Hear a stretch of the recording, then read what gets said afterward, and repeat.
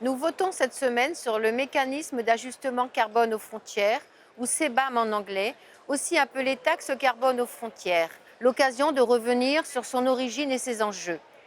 Concrètement, c'est un mécanisme censé empêcher les délocalisations d'entreprises polluantes vers des pays moins vertueux. Il le fait en imposant un surcoût aux importations de pays tiers selon le contenu carbone des marchandises.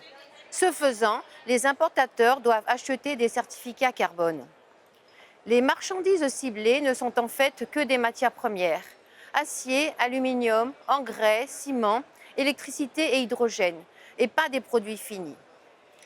Tout ceci est aligné sur le marché du carbone européen, qui est en réalité le seul vrai sujet et dont la réforme cristallise toutes les critiques.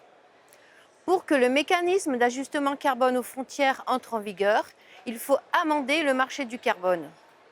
En effet, par rejet du protectionnisme, le mécanisme d'ajustement carbone aux frontières doit remplacer graduellement les quotas gratuits d'émissions dont bénéficient les entreprises les plus polluantes dans le cadre de ce marché du carbone, dont le but, rappelons-le, est de taxer les tonnes de CO2 au-delà d'un plafond.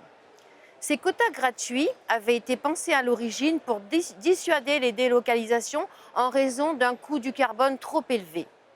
Or, leur fin programmée va coûter au moins 7 milliards d'euros à nos industries polluantes et particulièrement soumises à la concurrence internationale, sans compensation financière, issue par exemple de la redistribution des recettes du mécanisme d'ajustement carbone aux frontières, estimée à 2 milliards. Dans le contexte économique que nous traversons, droits de douane américains, surcapacité chinoise, coût élevé de l'énergie, une baisse des quotas gratuits serait un nouveau coup dur porté à notre industrie.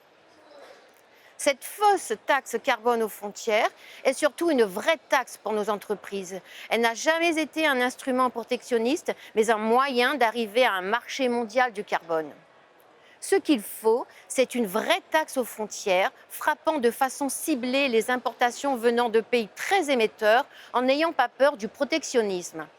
Et surtout, arrêter de nous imposer des normes vertes intenables qui sont une des causes des délocalisations et de la perte de la compétitivité européenne.